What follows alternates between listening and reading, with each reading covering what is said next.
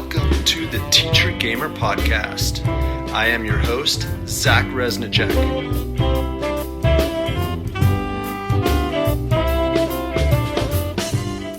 Welcome to Teacher Gamer Podcast Season 2. I'm so excited to be welcoming a whole new round of educators and inspiring innovators to share with us their experiences, their activities, what they're thinking about, new techniques, and how they bring new methodologies into the class and into the educational environment and into the community. So the year is 1989, and I'm sitting in a classroom. It's a nice sunny day outside. It was a Saturday, and there were going to be multiple weekends where I was going to be in this classroom with a bunch of other students, and we are going to learn how to beat the SAT. Anybody else have that experience? Things are starting to change. It's like a time of change. And I think my mind was also changing as well. In high school, you start thinking about different things. You start thinking about different ideas. The collage of the 20th century is really being explored at that point, artistically and in media. And in science fiction, we're starting to get what the future might look like. We have William Gibson giving us Neuromancer. There's what 1984 might have looked like in one way, and then there was kind of a whole new way of looking at the future because we had new tech. Computers were upon us. I think I got my first email. I had macewindu@aol.com. I want to say, though, that was probably like 1990 or 1991. But email had started, but mostly computers were just used for games or for spreadsheets or word processing. This is just a kind of era where school is really still entrenched in siloed academia. And so there we are. We're going to be there every weekend trying to beat the SATs. And the real thing that I was doing was looking out the window thinking, I want to be anywhere but here. I think most people felt similarly. I was a kind of a filmmaker at the time, and I played Dungeons and Dragons on the weekends.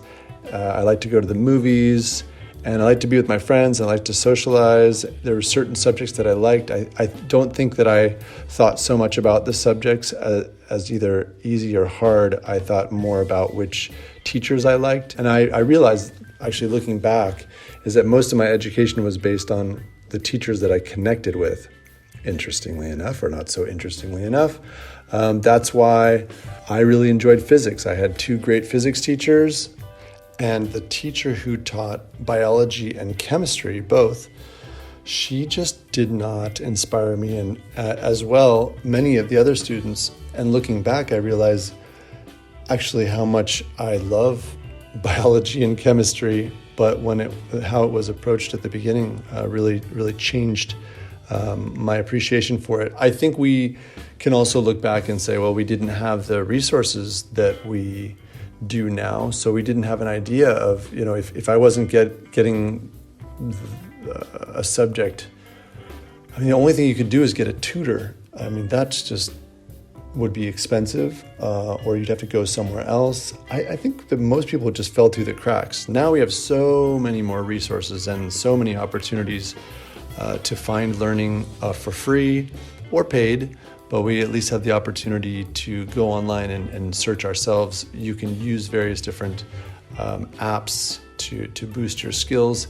And so even if you are struggling working with a particular teacher, you can kind of get on with your learning. I ended up looking out the window at some point, daydreaming, and I thought, what if I could just learn how to play Dungeons and Dragons? This is something that I would play all day. This is something I would learn all day. This is something I'd be willing to read about. I'd be willing to write about. I'd be willing to do programs related to it.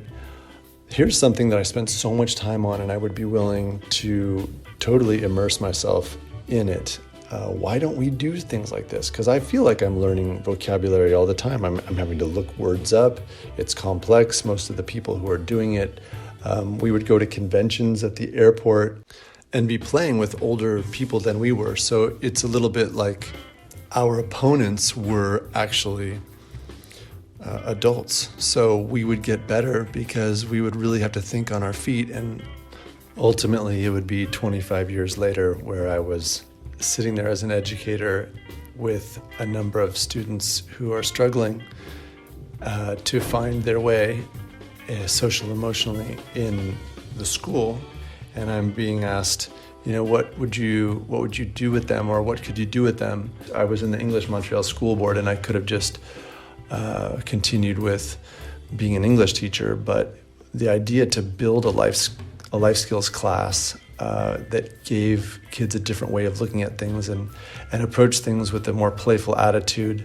The main focus around them was to teach social emotional learning. I was not trying to take over from a siloed subject, or I was not trying to gamify somehow what we were doing. I think that this is always the tricky thing. I think it was more, how can we build a serious game, an educational game that will give our students a way to feel inspired and feel motivated and to try to understand how we can meet them and not just make a demand of them to learn.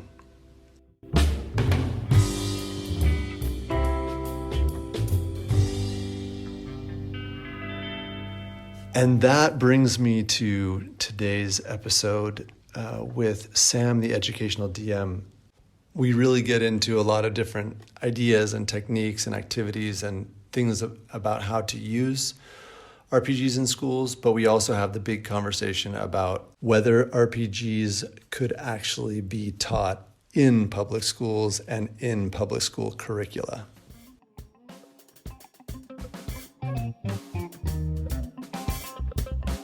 All right, without further ado, let's get into it. All right, so we have gathered together to have a little jam session here on Teacher Gamer Podcast. I'm just going to start launching into it. Go for it. We've got ready. Sam, educational DM, on deck here. We are speaking to each other. Would we call Hong Kong Southeast Asia as well? I'm put down as Singapore time, although it is the same time. But regionally, are we both Southeast Asia? Yes. All right. Yes. Yeah. So we're coming to all of you, probably recorded and not live, actually. Recorded from Southeast Asia. I'm in Indonesia. Sam is in Hong Kong. I'm in Malaysia. Oh, you're in Malaysia. No, so what? Wait, why did I think Hong Kong? But you were in Hong Kong. For a little while. Well, my parents are in Hong Kong. My brother and my cousin are in Hong Kong. I got a few friends, but I've never lived in Hong Kong. My mum wants me to live there, but to set me up with some lady, but yeah, and to be closer to home. So all right, there you go. So actually that's an interesting thing. So in your life you have a little bit of pressure to set up shop in Hong Kong, is that right? Well, you know what Chinese mums are like. Well, any mums really, but especially kind of Chinese mums. So yeah, well, she wants grandkids. There you go. Yeah, that's the wind. I guess that's the wind in the sails that they're asking for, right? Something that inspires them and makes them. I mean, the project that is you is kind of, for the most part, done by what age? What age would you say parents kind of feel like they have done what they can do, and the rest is? I don't know. I think it depends on the culture. With Chinese parents, it's never done. It's done more it takes longer with girls. I think with girls, when they're married off, then the husband looks after them and blah, blah, blah. This is Chinese culture. And then with guys, it's a little bit of that as well. You know, they get married off, then the wife can look after them, etc. They have their own family. And yeah, so part of it is the fact that my mom still wants someone to look after me. So, I'm not getting into trouble myself. And I've always been the youngest, so I always got into trouble myself in a way. But I mean, I'm a grown up now. I'm 40 something, and I'm a teacher, and I've lived most of my life on my own, so it's fine. How do you see that metaphorically playing out in game scenarios? Is that something that translates at all into kind of helping kids understand culture and family expectations and things like that? Does that ever come up in games scenarios? Not so far. I think that might be something interesting to explore. I think that most teenagers will automatically go for the kind of Batman background. My parents died in a horrendous something killed them, therefore I'm out for vengeance. So that kind of background is not there. I've had one or two who have asked specifically more for background, and I quite like to build into a game eventually. Once they reach about level 3 or so, that I want them to have some sense of where their background is, just because they're now developing more as characters. And one thing I quite like is a mechanic. I don't know whether you've ever come across the mechanic, I know a guy. Have you ever come across that? Yeah. But go ahead and tell us about it. So I think it's once per adventure or once per kind of session. I think it's once per adventure. You can kind of pull out a card that says, I know a guy, so let's say you kind of need information from the underworld. Someone can pull out a card and say, I know a guy, and that's your contact into the underworld. Or you need a blacksmith, and it's like, I know a guy. So you can only pull that out once, but I like that mechanic because it gives you more depth into kind of that they actually have some connection to the community. And I like that. And I like that more and more kind of as they grow as adventurers. And there's been a couple of films. I can't remember what film it was. There was Cara Delevingne and the other guy in this horrendous starship thing. And it just seemed as if they had no kind of connection to the community where they lived at all, which was just bizarre. And there's so many films where just these heroes come out of the blue and they seem to have no background, no connection, they don't know anybody, etc. And I much prefer a much richer background where they actually have know some people, and they have bonds in the community and that kind of thing already. Yeah. Well, what are some of, I like this one that you just gave us. This is a great practical tool, especially if, you kind of show up or maybe behind the situation of the game, especially at school or anywhere. But if it's all about getting the game going, and then you get it going, and there's, let's say in the worst case, you've got your cardboard cutout heroes, but then this is a great technique where you can pull out the, a guy, or I know a guy. What would you say, if we could back it up a little bit more, makes you feel like players can get more background? Like, what's one of your, let's say, techniques or activities that and where would you put it? Would you put it as you're making characters, once game is started? How do you feel about that? Go for it. To be honest with you, I know that there's a lot been written about kind of using character backgrounds and really drawing on them. And I like the ideas of getting my characters to tell me a little secret, etc. But generally with new players, I just want them to get straight into the adventure. So I work with them to create the new character, but because they're relatively new and because, just they're finding out about the mechanics and everything, I'm not going to worry too much about background. I'm not going to, kind of try and draw on the emotional ties, etc. I want them learning the background. But I do love having kind of regular points of contact of NPCs that they've had an effect on. Again, that's something that I hate about computer games. You go and deal with the NPC, and then all the shopkeeper, and then you go away on your adventure. You come back to the shopkeeper, and then has the same interactions. Whereas I think some of the newer they start to learn interactions, so they'll recognize you, and then there are those contact NPCs that recognize you and have that relationship with you. So I like to build that up as they go along initially.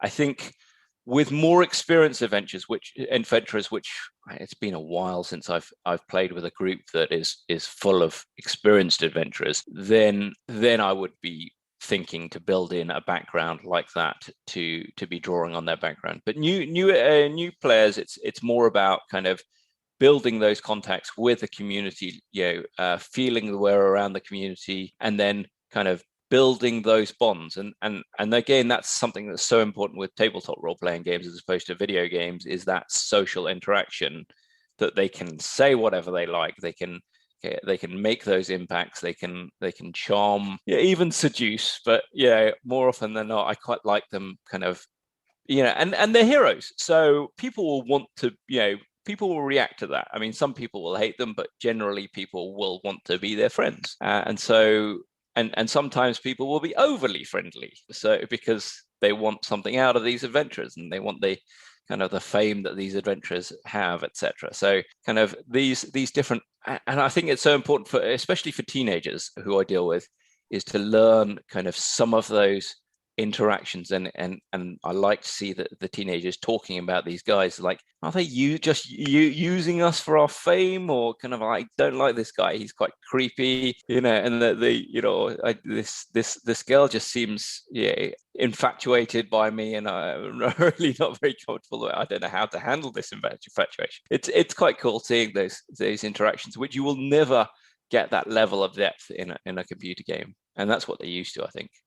Nice. On that note, I wonder though, I'm just going to be a little critical think here on this. If you let them kind of just go into the game and then there's these various people that they interact with, doesn't that mean a lot of work for the dungeon master? Or if you're the dungeon master in the game, doesn't that mean a lot of work on your part to provide all those NPCs? Yeah, I think so. But if you're trying to create an immersive world, then I think that's got to be the case. I would say, it is a lot of work. I think I've got to really think about where all of these, the motivation of all these characters. I've got to kind of record them. Generally, I think it's worth it because that is such a big educational learning outcome for teenagers, this social interaction stuff.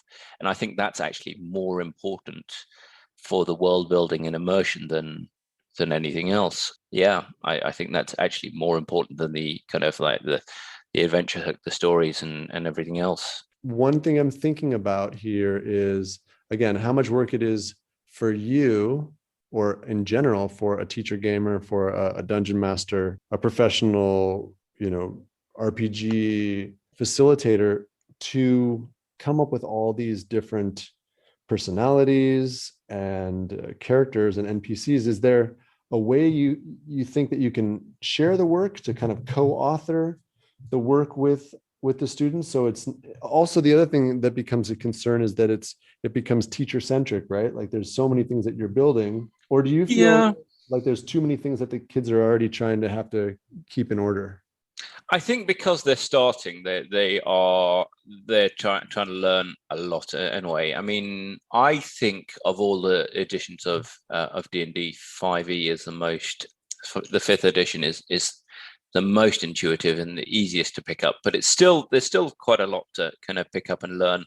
It's interesting.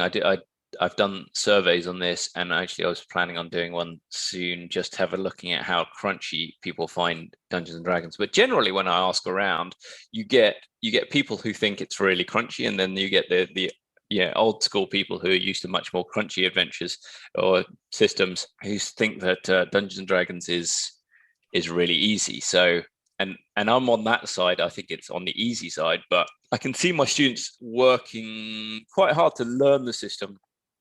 I've had one or two who have been really keen to play, and even after a year, it's like, what do I roll for a skill check? Which it makes me tear my hair out, but it's just, and it makes everyone else laugh. But I think that they're kind of, I mean, and also learning kind of how to interact with one another, because so I think that they have a lot on their plate already. There is, with teenagers, there are always kind of these, let's learn what my place is in the team.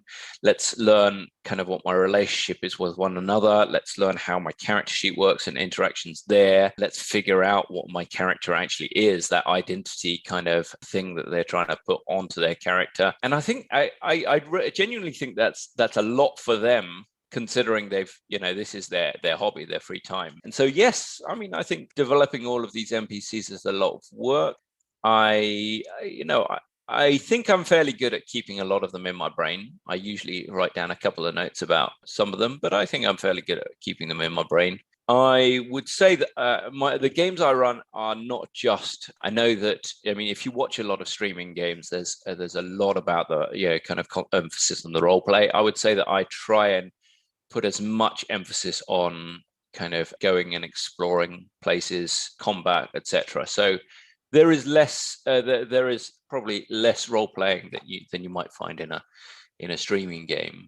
And I think the strategic side of it, the combat side of it, trying to get them to think about that, think about how they can explore better, how they can better kind of be part of their party is just as important for me. Being a maths teacher is, I mean, I just, and kind of someone who's come from war games and board games, etc. I do think the strategic side is often neglected when you have a look at kind of general games that people are shying away from strategic side. But I think that's a huge learning opportunity missed. Do you think that some of those who are shying away from that are saying, well, that's also the more kind of violent side of things? And, why does, D&D always seems like it's about combat or going around and being murder hobos and stuff like that? What do you say to those voices? I would say that actually kind of most DMs, and myself included, are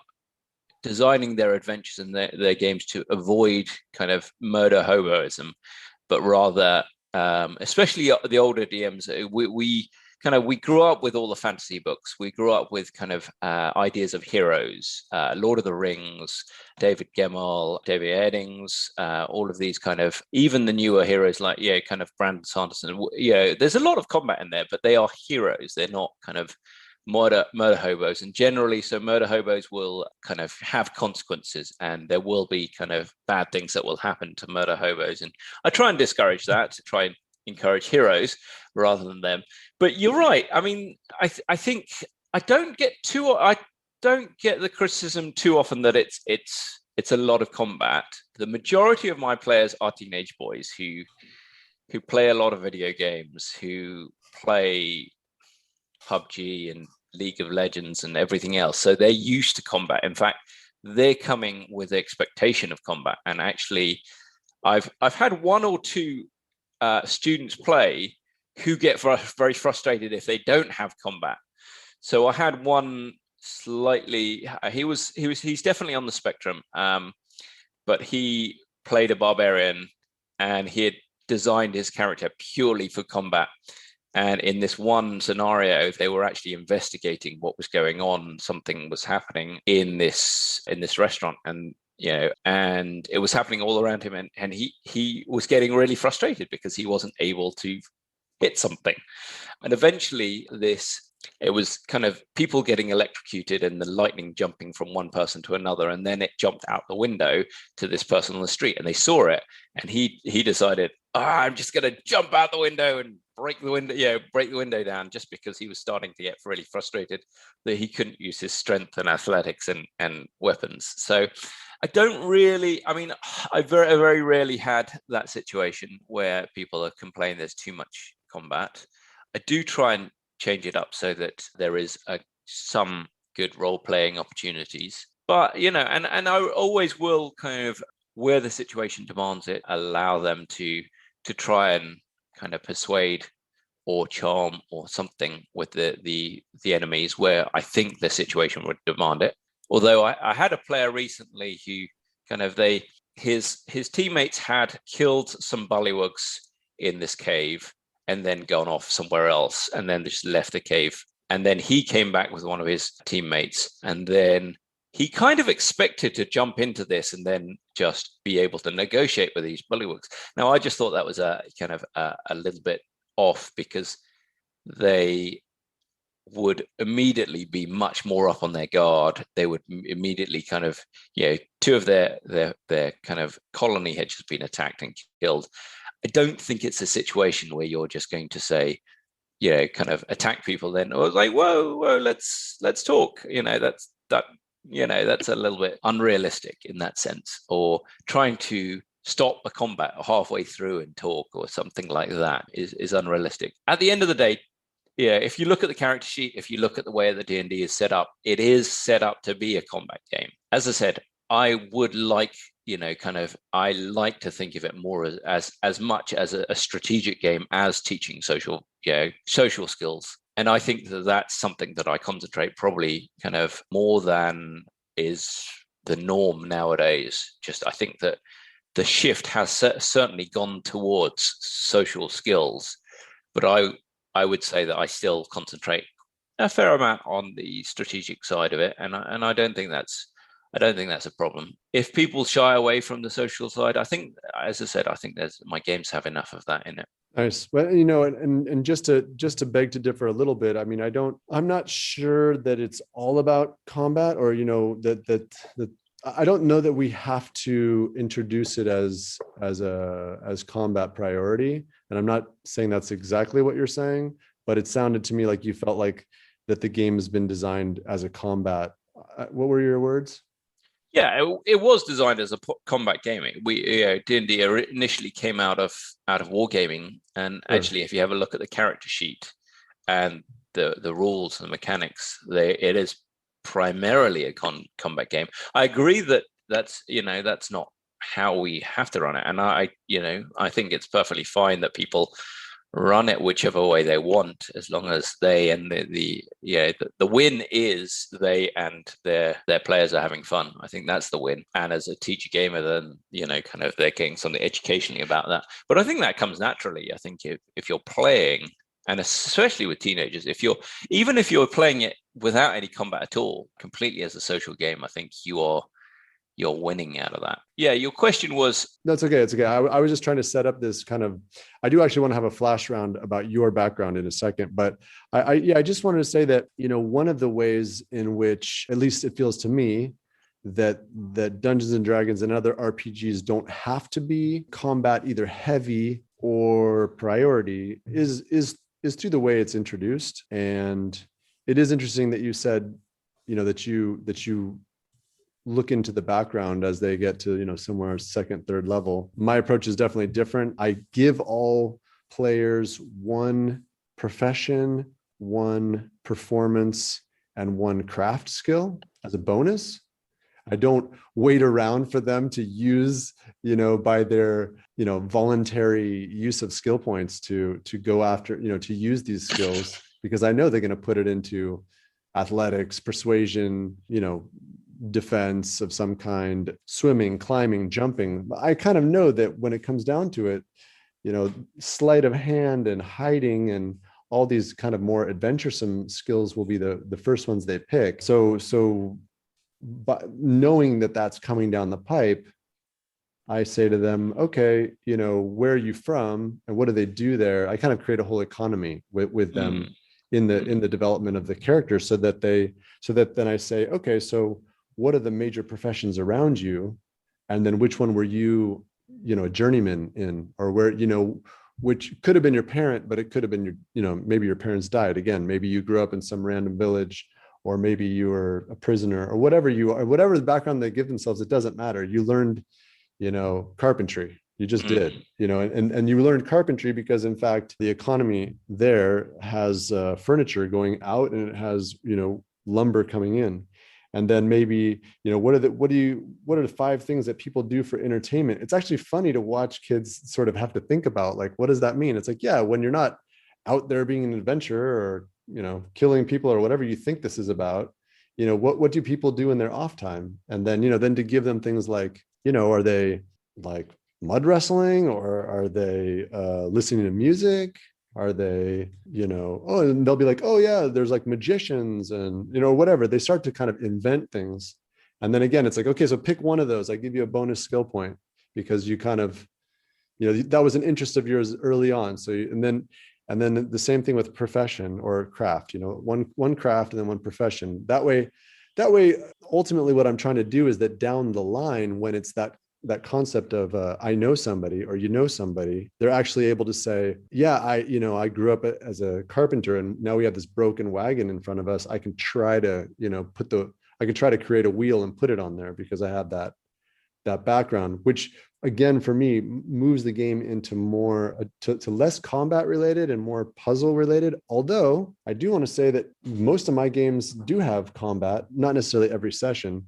And that is an interesting thing, is that sometimes players who are even really combat interested or really combat ready, and they design their whole character, sometimes they have the greatest time trying to figure out a puzzle and walk away from a session and go, that was the greatest session. And I go, you guys realize that you never took your swords out of the sheaths, and they're like, oh, whoa, that's weird. Oh, that's, so, anyway, I think there's some kind of a balance, and I don't know that I found it either. I mean, we make terrains and we use figures, and as you say, I think the main thing there is about strategy. Like, what is your strategy? What is your and the other thing I was to say is that instead of it being about combat or about social skills, I just feel like that kind of feeling of adventure, because literally saying to people or considering, you're in Malaysia, I'm in Indonesia. I mean, if you go into the jungle, there are poisonous snakes. There are like crocodile boars.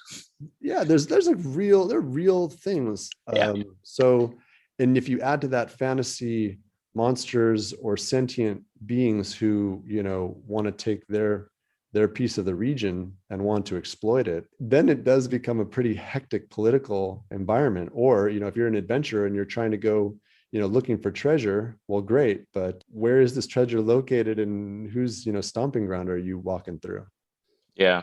I mean, I completely get you on that. I mean, I think because I have so many new players, it is just a case of just getting them in and getting them learning the mechanics. And there is the expectation from so many of my players, probably because they come from a computer game background, a video game background, is to jump straight into combat. I mean, I actually get kind of players, my students, who come to me with kind of like, and this is something I really hate. I don't know whether you have the same. I really hate when they come to me and say, I found this build for this perfect monk, or this, and it's like, just build it yourself. In your character is not your stats. Your character is not the weapons you have, or the kind of magic items you have. It's about what you put into it and how you interact and how you cleverly then, I mean, yes, know what your kind of your items you have, but you cleverly use those items, or it's more about kind of what you've invested in that character than those stats. But they do come with the expectation that this is my character is my stats.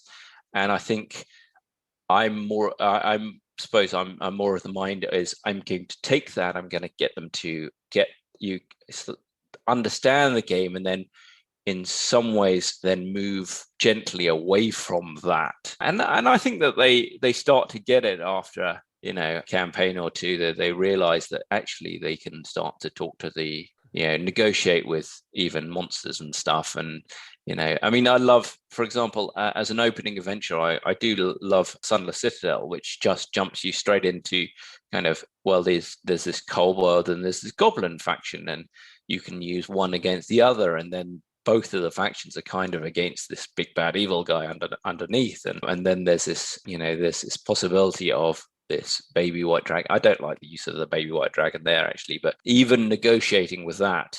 And I had this wonderful moment where, and this was with an adult group, but I had this kind of brand new player who was very shy, but he was the only dragonborn in the party. So he was the only one who could talk to this baby dragon.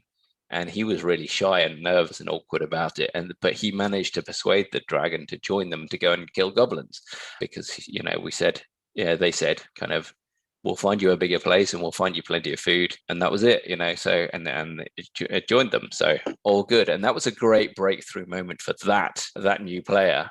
Nice. And I think that's something that you don't often have with computer games. You don't get the chance to, have that open-ended freedom and the possibility of social interactions and negotiating with these things, and then getting involved with, it's a much more social game in that sense. Yeah. I want to do a flash round with you, and then we can go back into all sorts.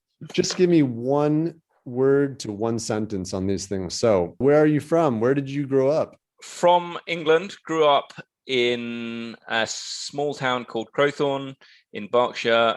Spent most of my time in and around London. Yeah, London is my home.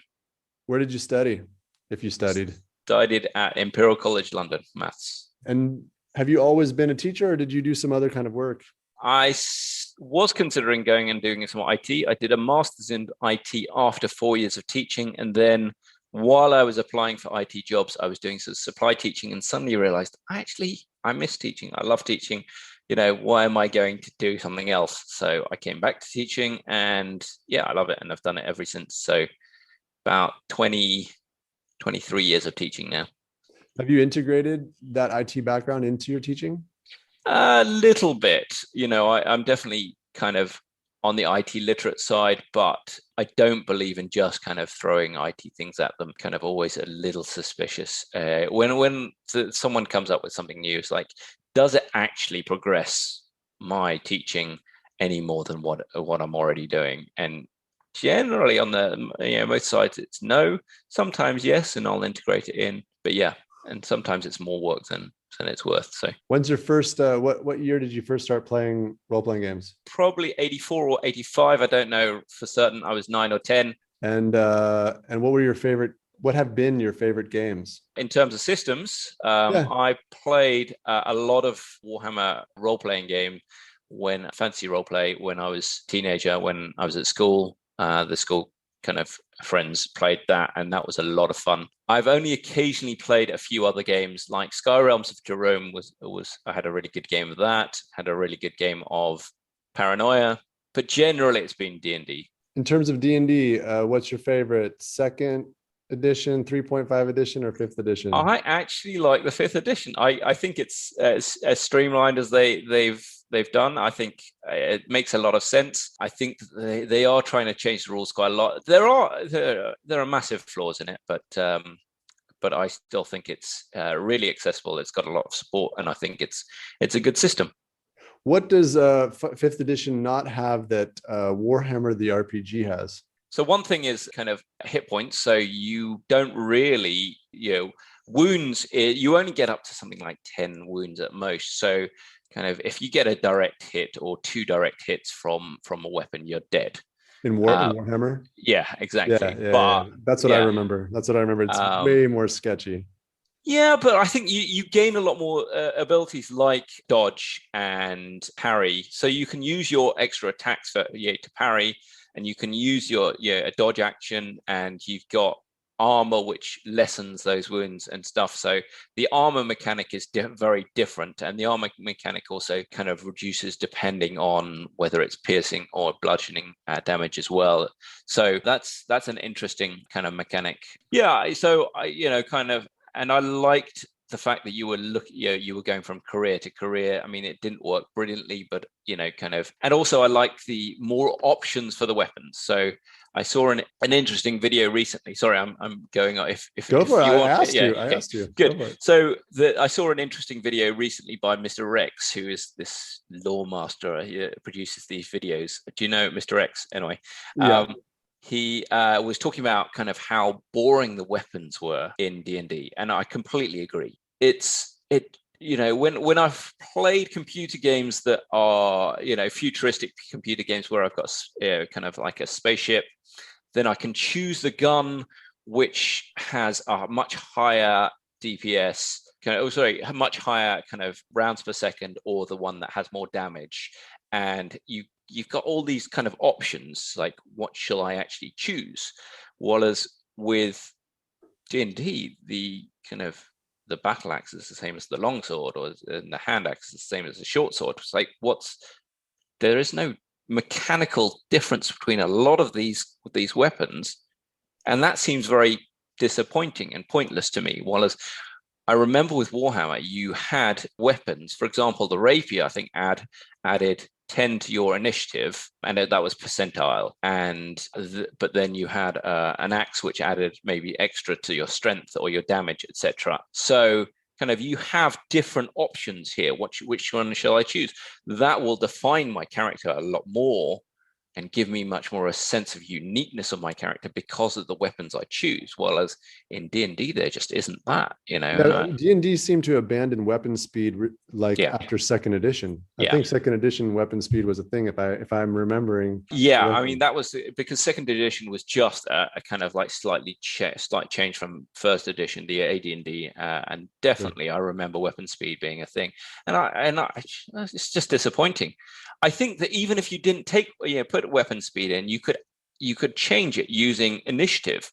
You could say kind of my rapier compared to your battle axe if I use my rapier, I get what +1 on my initiative, and if I use my battle axe, I get -1 on my initiative, and then longsword has no modifier. So that would change things up a bit, and I think that's something that they could look at in a future edition. Yeah, especially something like a piercing weapon would be probably really fast. And then something that you have to bludgeon with, you have to pretty much swing it, right? So you have to, there would be some, that's definitely interesting. All right, back into the quick question. So how long have you been teaching? Oh yeah, what's your education background? So you told us math and science, or math mostly? Just maths. And although next year I'm going to be doing IT. So I've been teaching 23 years now. I did a maths degree, and then I did 4 years of teaching, and then I did a master's in IT. I did some teaching in IT, and actually I'm teaching a computer science course, which I'm a bit nervous about next year, but purely been maths. That is my kind of, although saying that, I am currently in a boarding school. I did spend 3 years kind of before my master's in a boarding school, and I would consider myself probably more of a schoolmaster than a classroom teacher. I do believe very strongly in the pastoral side of teaching. I think that kind of that pastoral side is incredibly important as part of my job. So that sounds like a kind of, I want to use the umbrella, like that's sort of a narrative role as an educator. Or like, how would you define pastoral? I think there's a kind of, yeah, I think is the term in boarding is in loco parentis. So you are in effect their parent on location, and unfortunately, I see a fair amount of neglect by not kind of from every parent. And I have some amazing parents who I work with, and otherwise I'm going to get jumped on by anyone who listens to this. But there are also, kind of, especially when I was working in a boarding house, boys who were just dumped there, and boys who never saw their parents, or parents who kind of obviously wanted, kind of were kind of, who and you see the effects of this neglect, and some of them can bond with you quite quickly, and you are their first point of reference. They come to you first with their problems, and you have to step up to kind of giving them the best advice you can, and caring for them as best you can, and making that time for them. When other people just haven't made that time for them, you have to be on their side, and that's part of the pastoral side. The strength of a boarding kind of system is that every single student has a tutor who plays that part, and maybe not directly as their parent, but in some ways it is that is your job, is to be on their side, to kind of encourage them as best you can, but also you kind of like be in the kind of disciplinary role in terms of the teachers will kind of set a detention, etc., and you'll have to say, you have to own up to this, you did this, but also you're saying, you better do your work, or otherwise you will get in trouble. That's an important thing to do.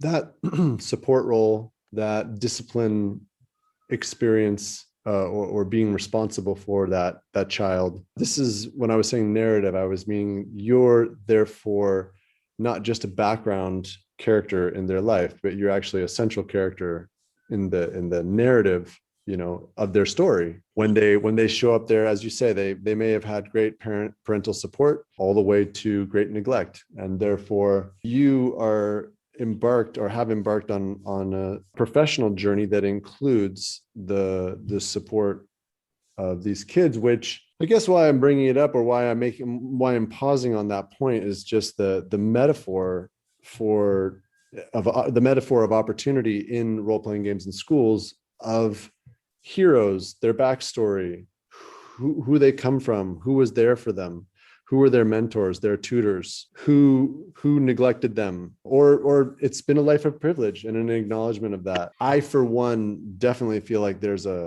I don't really get explicit with it, but I believe that there's such an important feature in role-playing games in schools, of that metaphorical realization, or possible realization of player learners with teacher gamers, so to speak. And yeah, do you feel like what I just described is an opportunity that you've had, or that specifically in your role, and has had an impact on the life of your students in terms of RPGs in schools? Generally not. I think that in some ways that when you are playing, that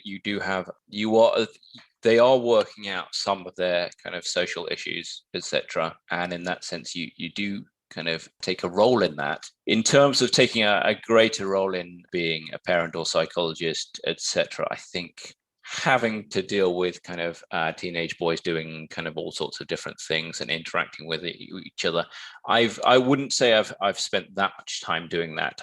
There have been a couple of students who I've felt that with. So for example, there was one who was kind of very interested in learning how to be a DM and learning more about monsters and kind of mechanics, etc. And so I would spend a lot more time talking to him about that. And even in that role, you can kind of, I think at the same time, because he was in the boarding house, I certainly talked to him about, for example, his relationships and stuff, because he would come and ask me about that. But I don't think directly from the game. I think, as I said, the students will naturally kind of form those bonds with different teachers, especially the teachers they spend a lot of time around. And so in that sense, I do get that. But don't think it's necessarily solely out of the consequence of the game. I've had as close relationships with students in a mentoring role that haven't played D&D as those who have. But I think that's another opportunity for me to be in that role with them. So nice. Yeah. To be a little bit more specific, I was trying to chime in on, but you, by the way, thanks for elucidating that point, because that still helps shine a light on the importance of the opportunity. But I was actually specifically saying, have you noticed, especially being around students for so long, or that you get to see their lives so clearly in a pastoral role, or in a boarding school situation, so you really get to know the kids well, do you see them make realizations, or do you see them notice things about their relationships? I think you were saying that a little bit, but yeah, do you see a kind of the metaphor of the relationships within their adventure group, and then that going out game into the relationships in their peer groups? Yeah, absolutely. That is one of the huge learning aspects of the game, and this is something that I've kind of thought about quite a lot and kind of pondered upon and tried to kind of assess where I think one of the biggest things. So the first article I produced was about, and kind of coming in as an educational DM, you might think the first article I might be writing about is kind of teamwork or communication or critical thinking or intellectual curiosity. The first article I wrote was on the D&D encourages moral values. And I really do think that this is kind of them learning from the game, the consequences, but also kind of interacting with one another. This whole kind of munchkin power gamer, kind of selfish gamer thing, which really, I think, I mean, it naturally happens with teenagers. It naturally happens with young people. It naturally happens. I want to make my character as powerful as I can. I'm going to be selfish about it. I'm going to grab all the magic items. I'm going to grab all the treasure as I can. That is accentuated by this video game mentality. So yeah, even if they are you get these munchkins in the game who come in when you're just about to kill something. They'll help you. They'll get the last kill, so they get the experience points, and they'll grab the treasure, etc.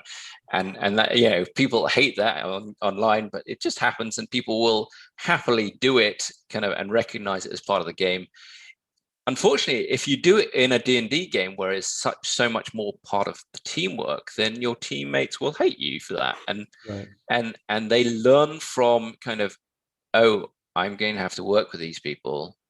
What's going to happen? And I've seen where kind of teammates will have attacked each other. And sometimes kind of, I think, no, I've got to sit back and just let it happen. The arguments, they've got to learn from that, and you do see them learning from that, and you see them, I'm not going to do that next time, or I'm going to play it differently. Yeah, maybe I shouldn't do that next time. And I've actually seen that in the boarding house, kind of affecting the way that students are interacting with each other outside the game. So as a kind of someone who was actually in the boarding house, seeing how the students were affected by that was one of the reasons why I started this educational DM thing. And that's why that was my first article. It's just these learning skills. That's great. That's gold right there. I mean, that's platinum, maybe I should even say. Great. I couldn't be more excited about these kind of relationships, transformation of relationships, evolution of one's self, and emotional maturity, and sense of responsibility, and sense of the group. As you say, there are definitely different types of people who end up coming to the game. It made me think when you first started talking about Monopoly and how this game just is so destructive. And because it's not an ongoing game, I think people continue to show up and agree to play because they hope that they're going to be that person that time who rules over everybody else, and everybody else is miserable for the whole game. And then, this is the total opposite, at least to me, of what a role-playing game has to offer. And I think many other tabletop games. I think that Monopoly is a particular one that I could go into for a long time of why I really don't appreciate the existence of that game. And I think there's, I guess, because I'm so interested in promoting a collaborative gaming. I quite agree. I mean, the thing is, I love board games. I think they're great. I think they're great for strategic values. I think they're great for teaching children how to play within structure and within rules, etc. But I don't like collaborative board games because I just think generally one person will dominate and tell everyone else how to do it. Whereas I think role-playing games are so much better for that because they teach the teamwork, they teach the collaboration, they teach kind of negotiating with one another and just enjoying the game together and building one another up in that sense. So that's something that board games definitely don't do. That's something that even video games where teamwork, some video games like these kind of League of Legends and things like this teach amazing teamwork, but they don't teach the kind of that sense of belonging to that team and working kind of collaboratively for the betterment of the team. Do you get what I mean there? Well, yeah, because I think what we're saying here is that after the game or after the match, let's say, that's it. So in fact, in something like Monopoly or even other collaborative games, you can kind of act however you want, then the game's over. And then the next time you come back to the board table, you're playing something else. But when you play a role-playing game, people remember what you did last time. Yeah. And your character is burned. The film, the cinematic element of what happened in the game, the story is like, yeah, but last time you did that, or last time, or right there on your character sheet, you have the thing that you took and you're not even proficient with that thing, and you've just hoarded it. Yeah.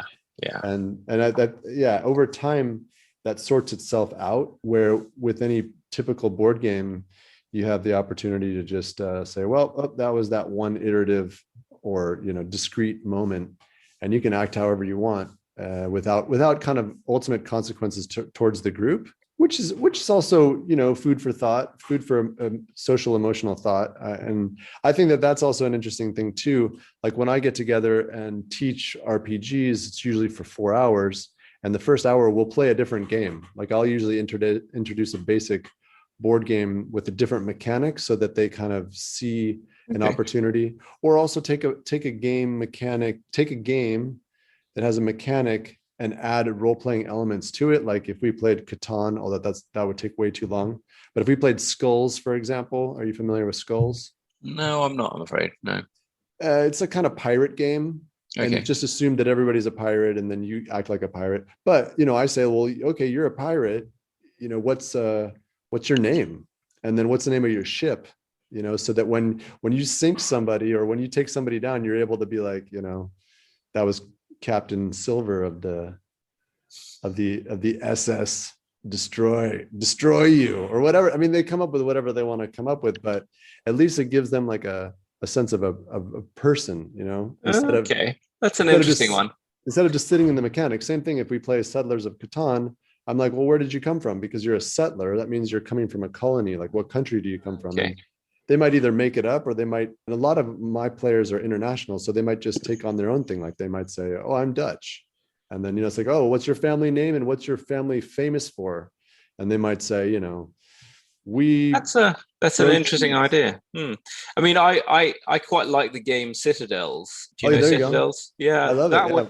I've never thought about that before. I really should kind of, especially kind of make it into a role-playing game where kind of they, you know, if you are a certain nobleman and you're kind of taking on the role of kind of bishop or the warlord or something like that, and then kind of flesh out the background and then there would be more interaction like that. I think that's a great idea. Yeah, especially at the beginning of the game, you know, it doesn't take that long, but it might take about, you know, it could take 10 or 15 minutes. But, you know, when we start to play even something like Here Kitty Kitty, it's like, who are you? You know, who are you? What is your name? I don't know. Giving them some basic, you know, Love Letter. Did you ever play Love Letter?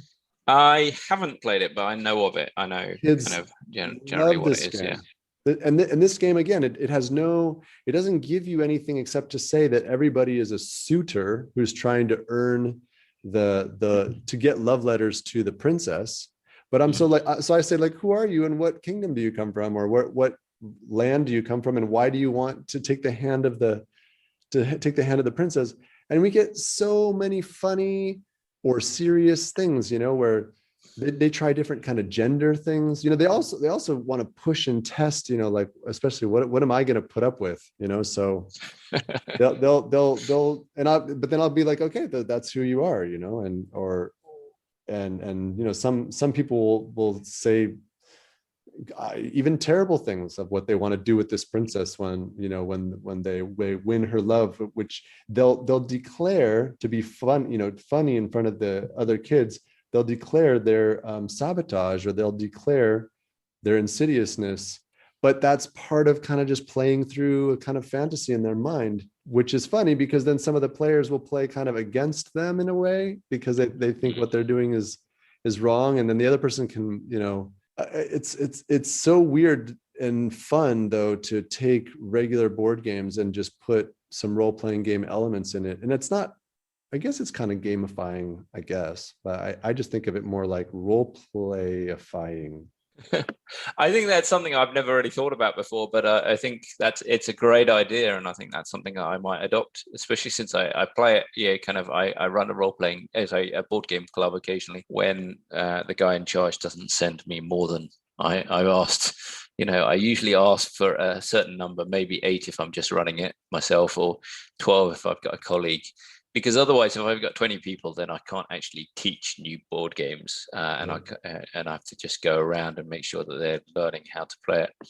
But certainly, that's something that I could, you know, definitely something I could get them more involved with. Yeah. So I'm going to jump back into my kind of questions here. What does the idea or term teacher gamer mean to you? And describe how you bring these two roles together into one where you are in your learning environment. I do think that the best way of learning is by playing, by exploring, by kind of, and that's, you know, there's something, intellectual curiosity is something that I've pushed quite a lot. I do think that with teenagers, if you try and gamify, maybe your maths lessons too much, then they do get very cynical about that. It's like, why? Agree. It just doesn't work in that sense. And I've seen it kind of some systems set up for kind of primary kids, which I think would be quite fun and quite interesting to see whether they worked. I think younger kids would be much more on board with that, but teenagers, it wouldn't work. But so I've talked about this in kind of various forums for intellectual curiosity. I think the worst thing for intellectual curiosity are exams. You know, they destroy. I really think that kind of pushing, and then in England, there are league tables. So schools have to kind of sell themselves on where they are in the league tables and try and gain places in the league tables by their exam results. Right. And this really puts a lot of pressure on schools, especially the top schools, academic schools, to kind of push their league results, push their exam results. And because of that, because of exam, the best way to prepare for exams is actually by lots of testing, which again is a dreadful thing. And so students get into the idea that they have to learn for the exams, and they're always asking me kind of, is this on the exam, or kind of, can we have some past exam questions? What the exam question is going to be like on this, so they are not thinking about, oh, this is interesting, let's explore this and ask questions about kind of what the implications of this are, or where do you use this in the, fewer times they ask, which is, I know that some teachers find it annoying, but especially maths teachers, kind of, I like the question, where would I use this in the real world? That tells me that they're actually thinking about, there are occasionally some students who can just ask it to be annoying, but generally I think I like that question because they're thinking about, where can I apply this? Now, in terms of kind of teacher game, I've talked to you about this before, and we've disagreed. I say that, and I don't think we've quite kind of, you quite understood what I've said. I've said I don't think I will ever see role-playing games as part of a formal curriculum. In terms of a kind of a national curriculum, something produced, you won't see, even, for example, the kind of the Scandinavian countries suddenly kind of introducing a role-playing game class. I don't think, kind of the British system is not going to suddenly incorporate a role-playing game into their history syllabus or their English syllabus. That doesn't mean to say that, kind of teachers can't use them. I've just done an interview with an ethics professor who is using Dungeons and Dragons as part of her ethics course, which is amazing and something that I love. But I do think, for me as a teacher, as an educator, I think that kind of role-playing games has so many outcomes, so many kind of learning points about it. I think I would love to see, and this is where I'm hoping to eventually go to, is I would love to see parents seeing role-playing games like Dungeons and Dragons as part of a holistic education, the same way that they will happily spend a lot of money sending their children to tennis lessons or piano lessons or kind of all sorts of extra kind of things to kind of give a holistic education to their children. Definitely kind of role-playing games should be among those. And I would say, even more so for those who are children who aren't sporty. I think that it teaches them teamwork and how to kind of interact with other kids and feel great about themselves and see successes and kind of feel that confidence about themselves. So definitely part of a kind of holistic education. I see that gaming in that sense. So teach a gamer. So wait, you're saying that you haven't seen parents spend the extracurricular outside of school money for their holistic for their kids holistic. It's more like it just happens at school, is what you're saying. Like you happen to do this as an elective, and those kids happen to take it, or kids are parents are paying for kids to do outside school role-playing game. I think it's becoming more common. I think especially kind of the rise of role-playing games and D&D in the US.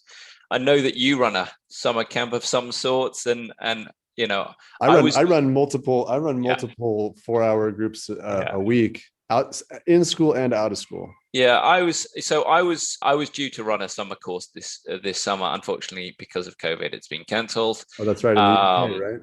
Yeah, and I've got a colleague who runs 2 kids groups at my shop in Johor in Malaysia. And then who's running the games at the game store? And you run a game store, is that right? So I've got a game store in Johor. It's called Kindle Hobbies.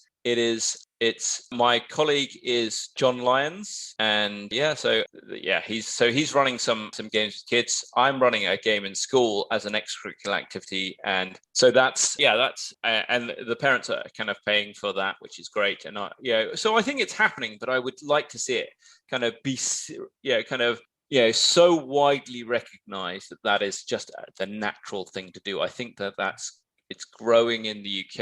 I think it's not very common out here yet. I think it's becoming more and more common.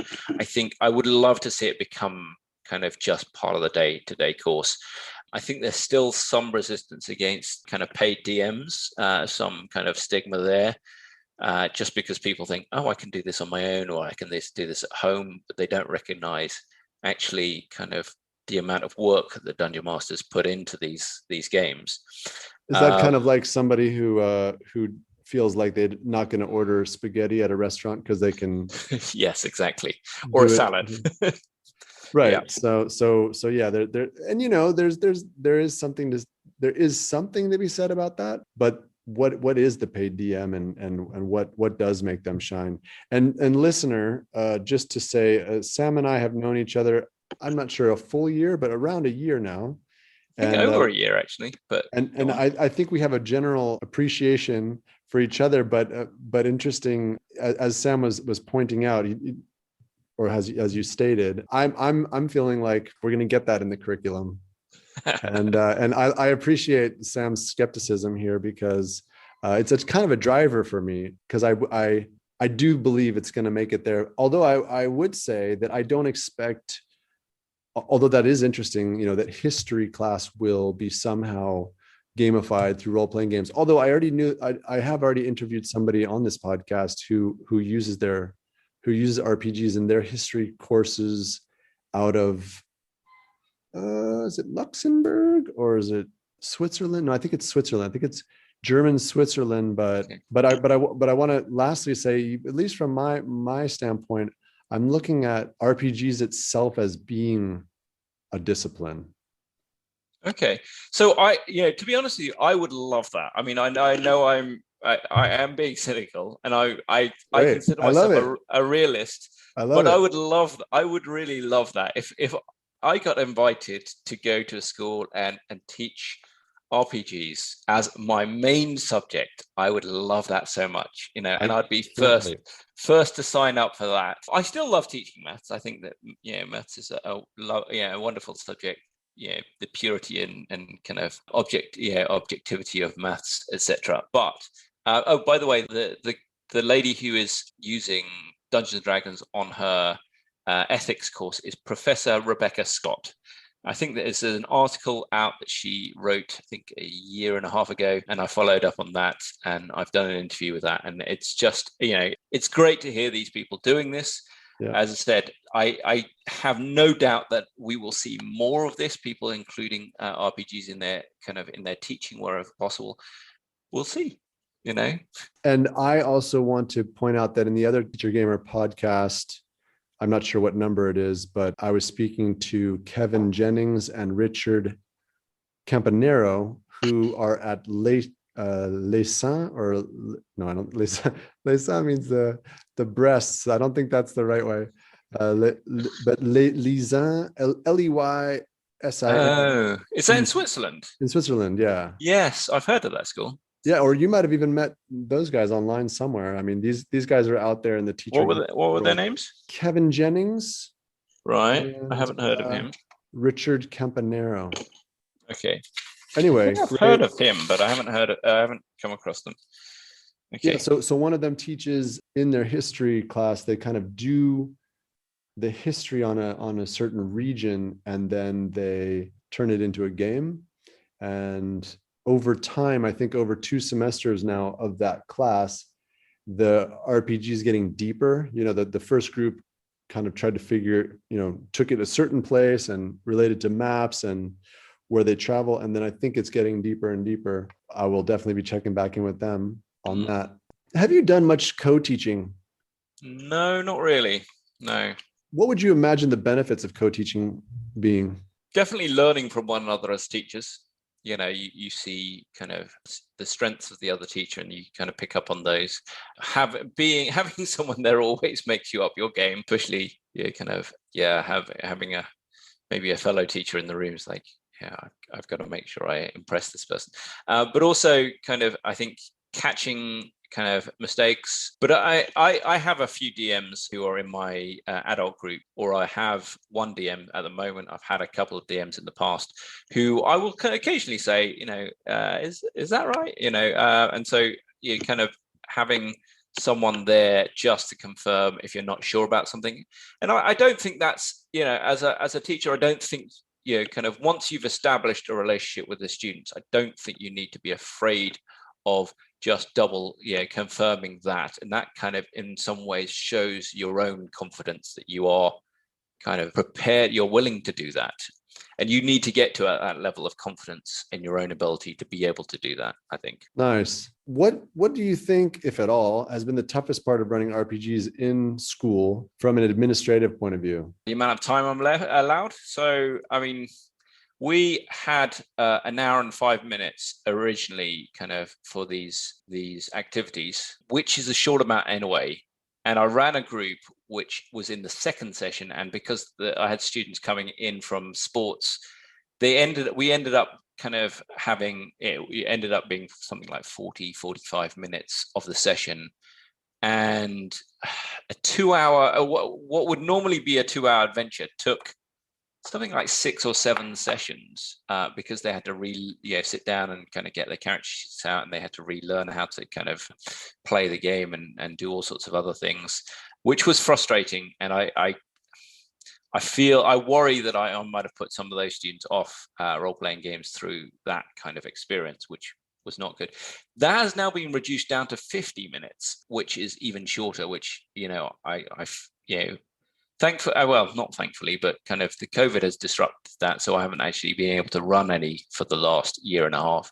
Prior to that, I was running things in the boarding house. So we were starting from that session. We actually started it with a double session, and then we were run on until supper. So it would work from something like 3:30 and 3:40 until 6 p.m., which is a great amount of time for us to play.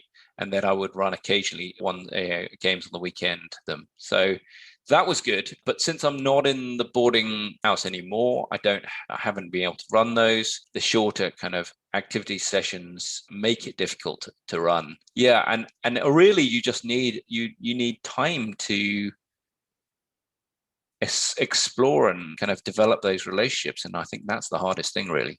Great stuff. I'm wondering if you don't feel like you've already expressed that already, what projects are you currently working on? Okay. And how's two different things. How's that going for you? But and you can see I'm kind of driving this point a little bit, like how could co-teaching work in that, or I don't know, you can take that parentheses and ignore it, or is co-teaching a factor, or could it be something that could affect what you're doing in your future projects? Certainly, I'd love to have kind of more people on board to kind of drive the educational DM stuff.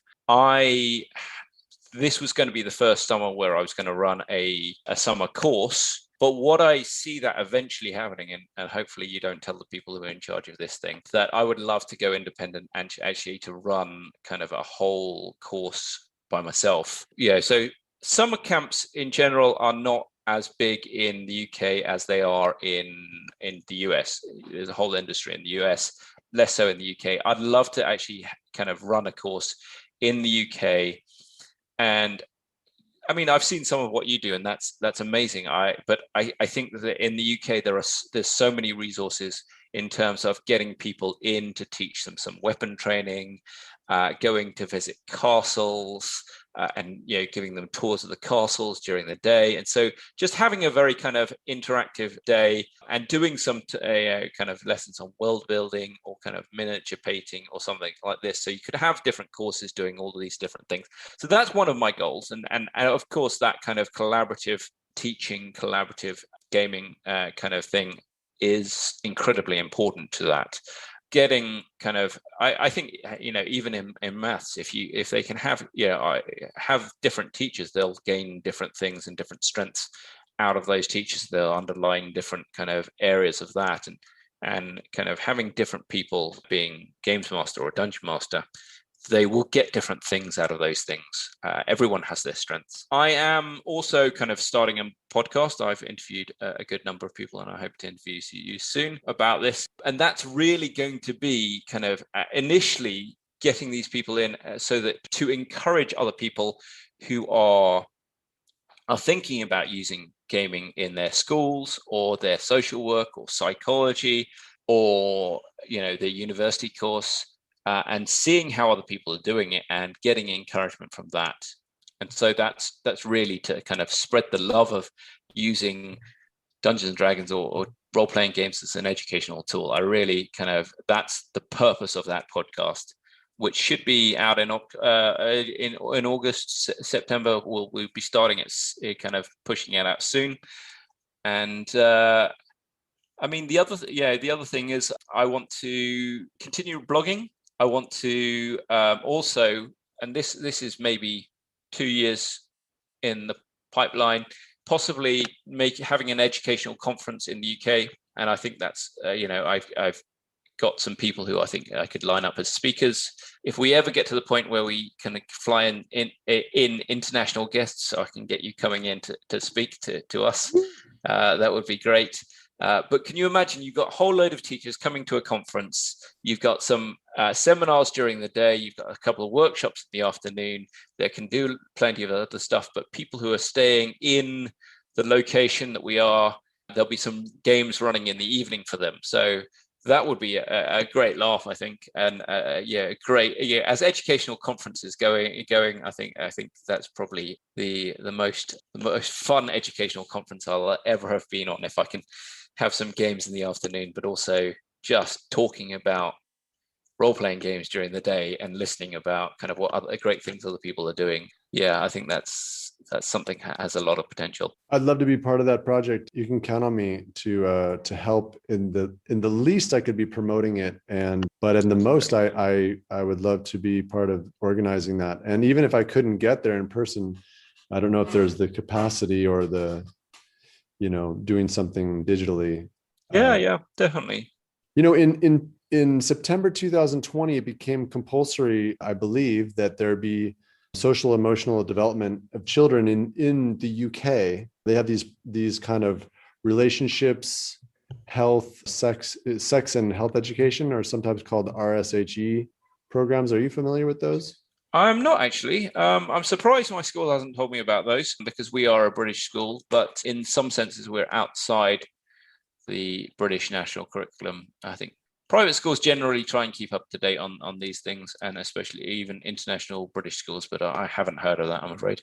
Well, especially because I have some connections myself, and I've been working in the UK in the last 3-4 years, and maybe doing more work there. One opportunity is, jumping into various different kinds of programs that there are, especially for students that are for all students, but sometimes that are for certain students. There's kind of like students who opt out of education, and there's a couple of, I think there's I want to say that there's the SEN students. What does that stand for? Yes, special educational needs. Special educational needs.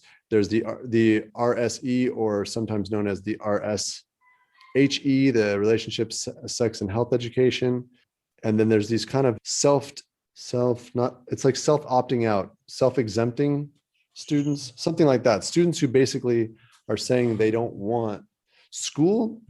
They're kind of, I guess, like conscientious objectors. And so then therefore these kind of new programs are being established for them. Okay. So those kind of programs are interesting to me. And I just bring them up about the UK because you have some background there. And I'm wondering about your thoughts about trying to look at inroads, because right now they are literally, creating policies and new programs based on these different, like I said, some of them are mandatory for everybody, and some of them are just ones where the students feel like the regular curriculum is not for them, or they struggle and they have special needs. Where do you feel like RPGs in schools has an opportunity there? I think those who are opting out of the regular curriculum, I think that this is a massive opportunity. I mean, I'm a collector of articles, any articles that is vaguely educational to do with role-playing games, I'm collecting them. And there are quite a few articles on the work that is being done in prisons with, I'm not saying that these people are definitely going to go to prison, but I'm just saying that these people are people who the system kind of hasn't worked out for, who feel neglected by the system, and definitely kind of more, what can you say, kind of rail against the system. So the fact that it is quite, seems to have had quite a lot of success in prisons. It seems to have had quite a lot of success in therapy. There are an increasing number of therapists who are using kind of role-playing games. And as I said, there are so many different learning outcomes that role-playing games can hit. I think that's going to be an important thing. And as I said, kind of academically, exams are terrible for kind of encouraging intellectual curiosity. I really don't like that about exams. Unfortunately, I think it's one of the best, the best system we have for assessing people. That's an unfortunate thing, even saying that. But I think that those people who don't like the traditional educational system, this will be a massive appeal for them. And I think that's if I had any contacts who are kind of in that in the arena of talking about what provision you can have for those people, I think role-playing games would be ideal. Recently I interviewed Nick Cardarelli, who I know that you know through Raised on D&D, and homeschooling, role-playing games is very much a part of homeschooling for him, and I know for others. So again, this is something that I think is incredibly important, and one thing that the podcast there is to encourage. Yeah. What would you say, or let's build it together if you want. We'll just see if we can use all the fingers and thumbs on my hands. What are the 8 to 10 skills you feel like you teach as a teacher gamer? Okay, through the Dungeons and Dragons, definitely social skills, critical thinking, intellectual curiosity, history. So the number of times that things in history have come up is incredible. Numeracy, it's not, I wrote an article about maths and saying it doesn't teach advanced level maths, but it does teach kind of basic numeracy. It also teaches problem solving skills and kind of lateral thinking skills, which is kind of, and logical thinking skills, which is incredibly important for higher level maths. Morals, which I talked about already. Teamwork, which includes communication, but it's not exclusively communication. And I'm now struggling to think of a 10th one out, but I'm sure that there is. Yeah, those are your hands. I'm talking about my hands. So you gotta go. You gotta get 11 more. Come on. I gotta. Okay, this is you're putting me. How about okay? I'll help you. So you said numeracy, but what about literacy? Do you feel like it? Yes. Okay. Yeah. So literacy in terms of, I think what I really love, and this is something that was something that was true for me. As soon as I saw the game, I wanted to go and read more about it and research more about it. So that's another one, research skills, but learning to read, but also kind of learning vocabulary. I remember when I first came across the manual thinking, what is melee? Or melee? What is this word? Kind of, and I had to go and look it up. And I actually remember very specifically looking up that word. Thinking, you mean when you were a kid in the 1980s? Yes, exactly. And I like, and various other words, etc. And then especially ones with the prefixes and the suffixes. I actually felt like this was a huge. I remember in 7th grade or something like that, we studied Greek, Greek myths. And then it turned out that all the things like disintegration and teleportation and invisibility, things I was like, man, these are all like pretty big words that actually I'm getting, or even annihilation. Like, what the hell is annihilation? So learning vocabulary, I think, is incredibly important. Learning about mythology. So this is different from kind of history. This is learning about mythology. I would go up and have a look at go and look up at the story about Medusas, or the stories about kind of, and even things like a Tarrasque. Where's that come from? Let's look at them, and now I'm looking, whenever I hear a myth, I'm thinking, could I incorporate that in one of my adventures? Because it's exactly, and that comes back to storytelling. So kind of being able to storytell which So I think we're on like 13 now. Yeah, keep going. yeah, Storytelling. I could, I'm sure I could go on, but I'm yeah, kind of like trying to not, because there is a lot of overlap about these things. I think, included, in the social skills is also kind of the art of oratory. So being able to Absolutely. Presentation. present something or even speak fluently in public, Yeah. because even though there might be only 5 or 6 people at the table, you're still standing up and you're kind of, and if you are a hero, if you're seeing yourself in that hero kind of role, then you are you're standing up and you are going to give that hero monologue, which is great, because you are. And when I see students doing that, kind of normally shy students kind of come out and give a hero monologue, it's definitely one of those yes moments, Totally. those great moments. What about persuade? So then persuasion, Yeah, diplomacy, persuasion, diplomacy, debate, even intimidation, which intimidation. I kind of think is not something you want to teach students, but actually, kind of it's giving them another kind of thing in their arsenal, but also kind of putting themselves into that role. So it's drama, it's acting. So that's improvisation. Yeah. Can we also say that it's based on what you just said? It's like what I would call skill connoisseurship, like a sense of specialization versus generalization, a sense of what the difference between intimidation, diplomacy, persuasion, and debate are, versus just thinking that it's all the same thing. Yeah, and understanding that. One huge thing that I haven't talked about is empathy. Thank you. I'm glad you said it. That is an absolutely massive thing. Kind of putting themselves in a role of somebody who has lost their parents, or has or loses their friends, or kind of has something stolen from them, kind of like what is going to happen to them. Or, I can't remember the quote, but kind of like, I have lived 1,000 lives through the stories that I've read. And this is something even more than just reading a story. You have lived these far more than you did as a story. Right. Yeah. And just kind of, so many of these things.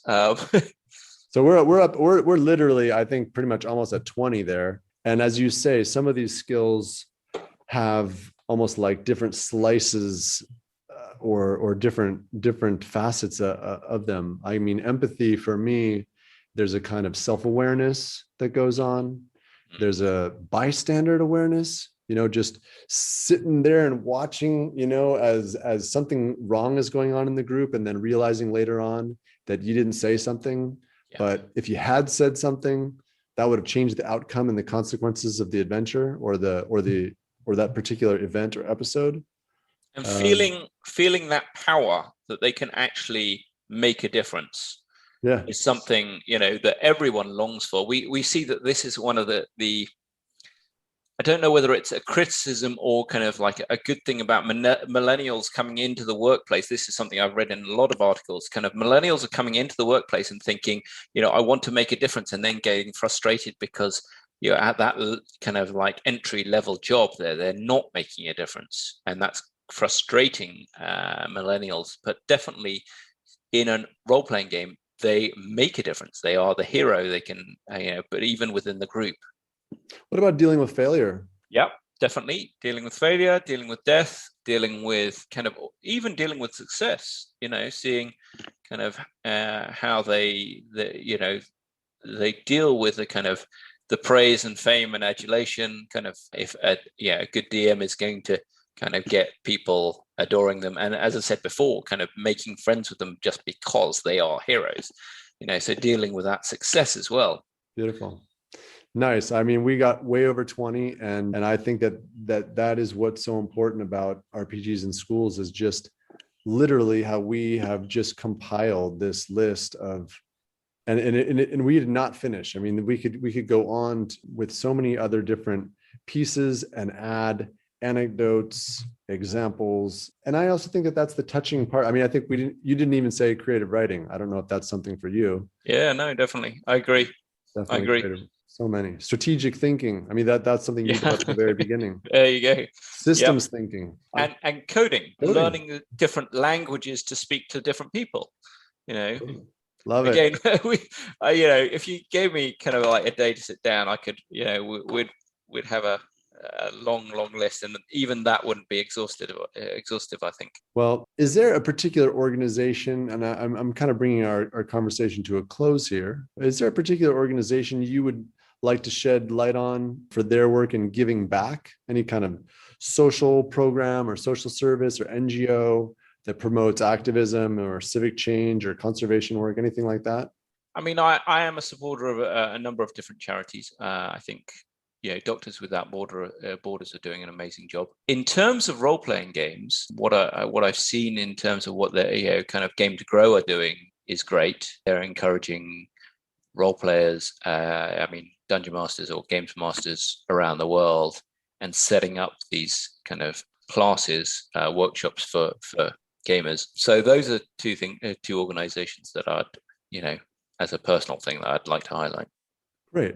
Thank you for that. And I want to thank you for coming out, or for coming on, I should say, to the podcast. And really, it's been great to nerd out with you as a teacher, and just I love all these specific things. I mean, some people that we have on the podcast here are not exactly, in subject teachers. Some people just come out on the podcast and talk about the things that really they're passionate about, and they might be a coach, or they might be some kind of a leader, community leader, or mentor. But it's really great to speak to a teacher gamer who's using role-playing games in schools. I really look forward to seeing what you yet do. And for whatever reason you weren't able to do it this summer, I know I think that I would speak for all of us, and that we probably all had a lot of plans, and some of us have been able to make it happen, and others will just have to build on what's going to come in the future. And I really like the idea that what do you think you might call this kind of RPG education convention? I don't know. I think I'd keep it quite simple. It's more of a kind of a teacher conference more than anything else. I want to sell it as a kind of professional development conference rather than a convention. Good. Okay. So that they can sell it, so that they can charge their schools of coming along to this conference, which it's a PD. Will be I hope it will be the most fun kind of teacher conference, professional development conference they've ever been on, and inspire them to go and play more games with their students. I'm looking forward to that. Thanks so much for coming out, Sam, and looking forward to talking to you again soon, reading about you soon. And any new articles on the way? I am writing a second one about what teachers can, or DMs can learn from teachers, but I've also got one on how to make magic items, sensible magic items, coming out. I've got one in the works about, actually, I won't tell you about that one. Okay. I do also have a kind of one. So once a fortnight, I kind of put something up on Twitter and Facebook about advice for playing role-playing games with young children. And so Steph Campbell has now a website for TTRPGs for kids. And so I'm going to write some articles for her, and hopefully she approves them. And kind of, so that's fleshing out just those kind of. They are just a bit soundbitey, kind of like say yes more to your children, or bring in their favorite characters, and just flesh those out a little bit more, or kind of think about body position, or think kind of try, if they're too excitable, open a window and cool them down. And and there's things like that I've learned over the years as a kind of dealing with young children. So I want to flesh those out a little bit and talk a little bit more about those and where I've learned those from, and the effects I've seen from those. So hopefully that should be interesting. Super. All right. Well, great to talk to you, and looking forward to coming on your podcast. Well, thank you so much for having me, and all the best with your podcast. And you have your summer courses running this summer. How many kids have you got coming now? So next week, because a lot of people are actually going on vacation, either locally they're going back to their home countries, and then going to come back in August. I've got Star Wars next week, and then I've got that's beginner Star Wars. Then I have beginner D&D. I've already done the boot camp, so we already did the 10-hour character build. So they haven't actually played in game at all. They've just been doing the 13-step character build that I do with them, and then so we'll start into a full new campaign in 2 weeks with that group. So that's 4 hours a day. So that'll be 5 days. That'll be the first 20 hours of the campaign. And then second Star Wars group, that will be anybody continuing on second week for Star Wars or anybody who's played Star Wars with me before. So they'll jump in. This next week is literally the first 2 days is character building, about 8 hours. And then we'll play for 12 hours. It'll be the first kind of like, about 3 episodes of the Star Wars. Then they'll jump into the larger group. So they'll basically join more rebels. Yeah. I run a rebels campaign that sits cool. it sits after the Battle of Yavin. So it sits between episode 4 and 5 in the movie sequence. Oh, wow. Okay. That sounds amazing. Yeah. I wish I could be there to join in as a punter, not as a DM. I just love to play. As a forever DM, it's just, I love to play, but as well, because I don't get a chance I know. to play. What I actually am in a 5 edition game. You know that I'm a 3.5 guy, but as a teacher, I'm a 3.5 guy. And I let the kids graduate to 5th edition and tell me about how 5th edition is so much better, which I just love it. I love that aspect. But I'm playing 5th edition campaign as a paladin tabaxi. So I'm just getting that. Okay. I'm getting that in order, like what that means. That's interesting. Okay. All right. Cool. I'll have to let you know how that goes. Yeah. So I will send you the brief about my podcast and we'll get you, find out when you're free. And it's supposed to, it's taken between like 40 minutes to just over an hour. It's actually pretty short. And I've got, I do try and keep the script kind of fairly rigorously, just kind of this first interview. And then what I hope to do, so I've got 8 people lined up for this first season. And then after that, some similar kind of interviews. And then I'm going to interject 1 or 2 kind of more forum-y kind of things. So you've heard me, complaining about video game mentality. I mean, I love video games, but I think, kind of maybe have a forum on kind of breaking the video game mentality, or have a forum on how to get teenagers involved in role-playing games, or how to get kind of children, younger children involved in, or kind of violence in games. Just kind of like, I'll send out an email, and if you are interested in coming in on a forum for that, just kind of pop me on. I'm there, man. Yeah. I'm Good. there. Let me know and let's do it. Yeah, I mean, great. It'd be great to have your expertise, because you're secondary, aren't you? You're kind of like dealing with teenagers mostly, or? Well, I started with adults and teacher training, gone down to adult, then went to adult school, then went to high school, then went down to secondary, primary. So now all my main people right now are 10 to 14 years old. Actually, it's kind of before high school. So you've kind of got a bit of a crossover between the two. So, I mean, the thing is, I've taught down to kind of 10, 11, like year 6 level. And so that's my experience of the youngest. That's the youngest I've experienced. I've had 1 or 2 people in my game who are younger, but in the shot, one shots. But most of my experience is teenagers. So I'm happy to talk more about the teenagers, and kind of, I think when they get to 13, 14, they start hitting that cynical teenager kind of spot, as you probably know. Sure. And then certainly on to 15, 16, they do go through that cynical phase. So I'd love to get your expertise on that, and also kind of we'll come up with some topics I'm sure you'll be interested in. But cool. I'm in. I'm looking forward to it. And forum wise, it's great. I definitely would love to do it. And if I can, I would love to promote the book. Did you grab your copy? Not yet. I will have a look now. But I'm looking very forward to it. That's something that is possibly in the works for me as well. Kind of actually compiling my articles, and then kind of putting an equal amount of work into putting some other articles and getting a book together for that. So that's a possibility as well. But I'm looking forward to reading your book, and I'm not going to steal stuff. I'm just going to borrow all you like. I'm going to make sure I don't step on your toes. That's what I'm going to try and do. So, and if you have any questions that come from the book, please save them or have me on the podcast and ask. I would love to expand on them. That would be great. Good. And please do feel free. I've already kind of posted your book in the group, and I will be posting your book in the main page later on this week, I think. Okay, cool. Thanks, Sam. See you later. We hope you've enjoyed the Teacher Gamer podcast, a Wild Mind training production. Text and production copyright 2021 and 22 by Wild Mind Training for Teacher Gamer Revolution. All rights reserved.